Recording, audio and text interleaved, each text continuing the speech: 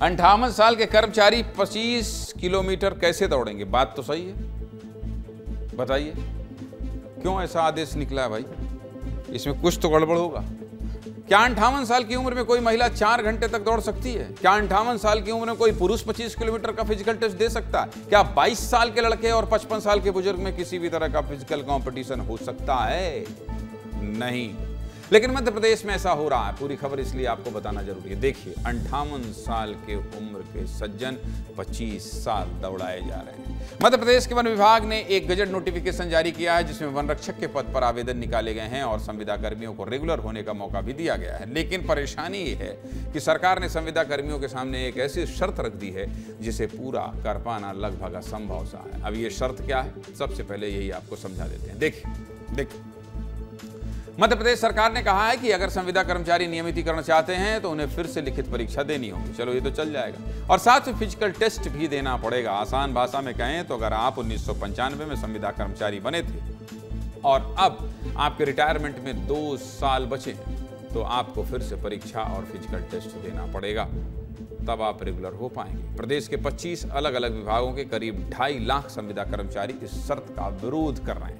इस शर्त में यह भी लिखा है कि नए आवेदक और पुराने संविदा कर्मचारी एक साथ बैठकर परीक्षा देंगे। यानी 22 साल का नया आवेदक और 55 साल का संविदा कर्मचारी एक ही परीक्षा और फिजिकल टेस्ट देगा।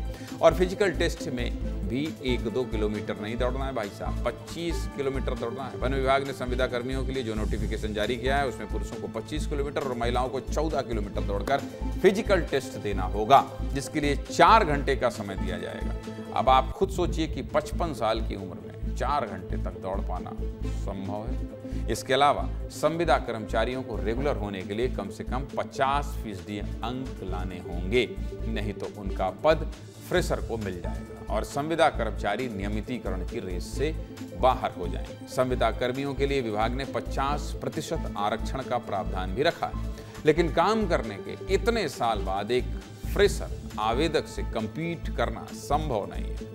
अलग अलग विभागों में काम कर रहे इन संविदा कर्मियों ने 50 साल पहले विभागीय परीक्षा दी थी, माफ कीजिएगा 15 साल पहले विभागीय परीक्षा दी थी और अब फिर से ये संविदा कर्मी परीक्षा नहीं देना चाहते और अब ये कर्मचारी बड़े विरोध प्रदर्शन की तैयारी कर रहे हैं। सरकार के इस फैसले पर संविदा कर्मियों का क्या कहना है, सुनिए। ट्रेन से आए थे, आज हमारी उम्र रिटायरमेंट की हो रही और हमारी परीक्षा ली जा रही, तो हम कैसे देंगे?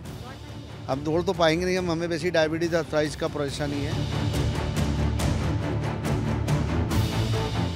ऐसे में प्रदेश भर के संविदा कर्मचारी सरकार के इस फैसले से नाराज हैं। तो कर्मचारी अब बड़ी संख्या में सड़कों पर उतरने के लिए तैयार हैं।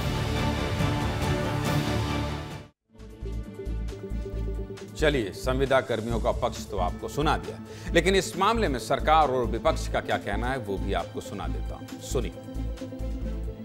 देखिए, मध्य प्रदेश में भारतीय जनता पार्टी सरकार संवेदनशीलता के साथ, चाहे हमारे नियमित कर्मचारी हों, संविदा कर्मी हों, अतिथि शिक्षक, अतिथि विद्वान हों, सभी की चिंता करती। इसीलिए सरकार द्वारा संविदा कर्मियों के लिए 50% अंकों का परंपरा रखी गई है, नियम रखा गया है, ताकि संविदा कर्मी कम पात्रता के बाद भी नियमित कर्मचारी के तौर पर विभाग में आ सके। ये रिटायरमेंट का सवाल नहीं है, लेकिन सरकार की कोई भी प्रक्रिया होती है तो उसको सभी को फॉलो करना है।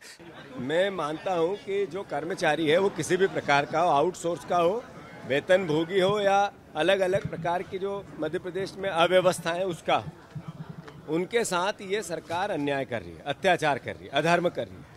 आप लोग जागो और इस भारतीय जनता पार्टी का देश विरोधी चेहरा सामने लाओ और न्याय करो, देश के नागरिकों की रक्षा करो। सीधे मुद्दे की बात क्या है? सीधे मुद्दे की बात यही है कि संविदा कर्मियों के तर्क तो सही लग रहे हैं और सरकार को इनके लिए कोई बीच का रास्ता निकालना चाहिए। पूरी खबर आपको बता दी।